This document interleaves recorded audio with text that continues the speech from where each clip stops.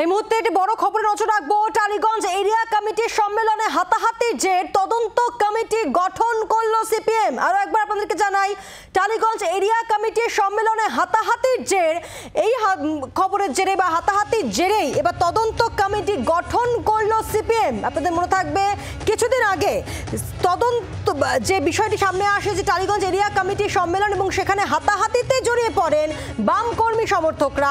আর এই ঘটনার জেরে এবার তদন্ত কমিশন গঠন করলো সিপিএম। মৌমিতা চক্রবর্তী রয়েছেন আমাদের সঙ্গে টেলিফোনে। প্রতিনিধি মৌমিতা, আর কি জানা যাচ্ছে? যোগাযোগ বিচ্ছিন্ন হয়ে গিয়েছে।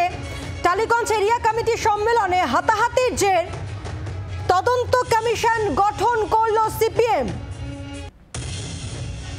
কিছুদিন আগে মোহাম্মদ সেলিম তিনি আমাদেরকে জানিয়েছিলেন যে সিপিএম এ যারা আসেন তারা শৃঙ্খল মেনেই তাদের আসতে হয়, সেই শৃঙ্খল তাদের মানতে হবে। শৃঙ্খলাকে কেউ শৃঙ্খল ভাবলে ভুল হবে। কথা বলবো, মৌমিতা চক্রবর্তী রয়েছেন আমাদের সঙ্গে। মৌমিতা, কি জানা যাচ্ছে? কারণ তদন্ত কমিশন গঠন করা হয়েছে ইতিমধ্যে। দেখো, কিছুক্ষণ আগে বৈঠক শেষ হয়েছে, কলকাতা জেলার বিশেষ বৈঠক ডাকা হয়েছিল।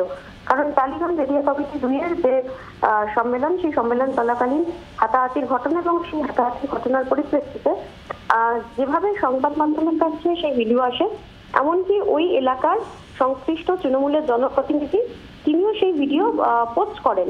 সেই ঘটনার পরিপ্রেক্ষিতে কিভাবে এটা বাইরে গেল, সংবাদ মাধ্যম এবং তৃণমূলের জনপ্রতিনিধি কিভাবে সেই ভিডিও পেলেন, সবটাই তদন্তের আওতায় আনা হচ্ছে।